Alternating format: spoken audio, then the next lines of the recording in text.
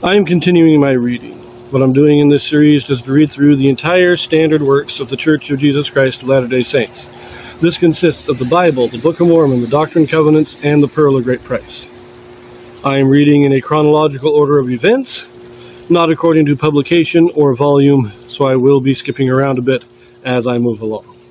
So, we again pick this up in Jeremiah. Again, these chapters that I'm reading now are hard to pin down in the actual timeline, so we're just inserting them in here, as good a place as any. And this is just after the siege of Jerusalem, 11th or 12th year of Zedekiah, about the 21st year of Nebuchadnezzar. So, here we go. Chapter 48. Judgment and destruction shall come upon Moab for their contempt of God. Against Moab, thus saith the Lord of hosts, the God of Israel, Woe unto Nebo, for it is spoiled. Kiriathaim is confounded and taken. Misgab is confounded and dismayed. There shall be no more praise of Moab. In Heshbon they have devised evil against it. Come, and let us cut it off from being a nation. Also thou shalt be cut down, O madmen. The sword shall pursue thee. A voice of crying shall be from Horonaim, spoiling and great destruction. Moab is destroyed. Her little ones have caused a cry to be heard. For in the going up of Luhith, continual weeping shall go up, for in the going down of Horonaim the enemies have heard a cry of destruction. Flee, save your lives, and be like the heath in the wilderness. So these city names, these are all cities in Moab. That's really all you need to know. They're all the cities are being overrun, or will be overrun. Verse 7. For because thou hast trusted in thy works and in thy treasures, thou shalt also be taken. And Chemosh shall go forth into captivity with his priests and his princes together. And the spoiler shall come upon every city, and no city shall escape. The valley also shall perish, and the plain shall be destroyed, as the Lord has spoken. Give wings unto Moab, that it may flee and get away. For the cities thereof shall be desolate, without any to dwell therein. Cursed be he that doeth the work of the Lord deceitfully, and cursed be he that keepeth back his sword from blood.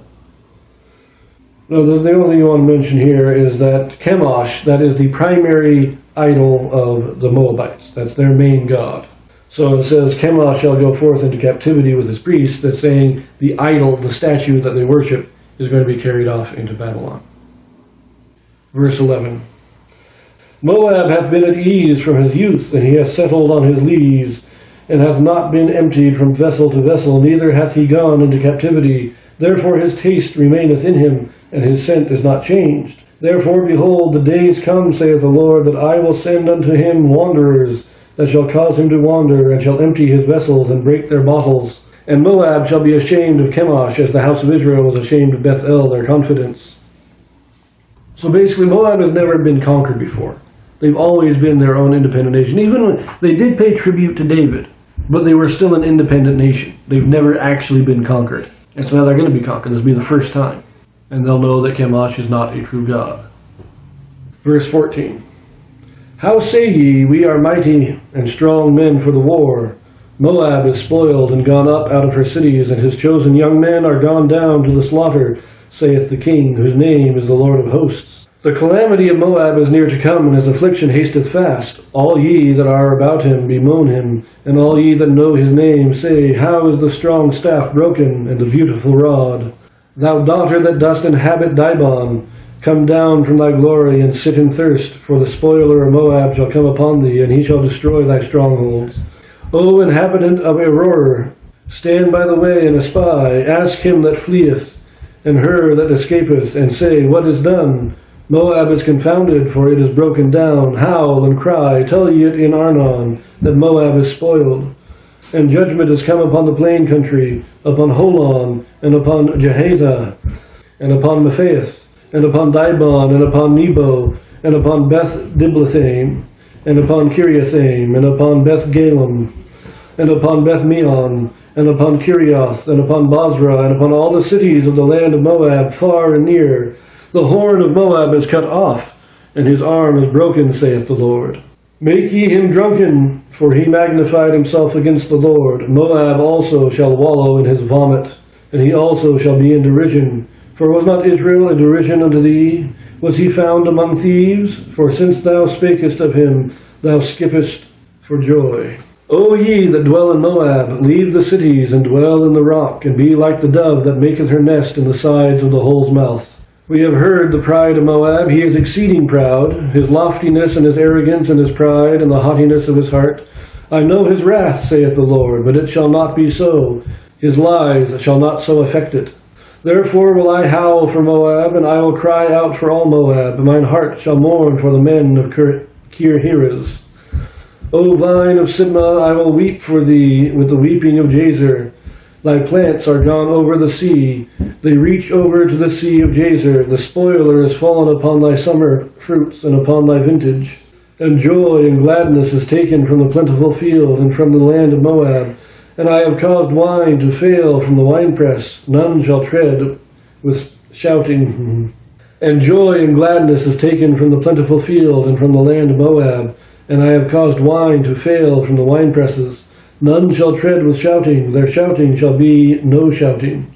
From the cry of Heshbon even unto Elilah, and even unto Jahaz, have they uttered their voice. From Zoar even unto Horonaim, as the heifer of 3 years old. For the waters also of Nimrim shall be desolate.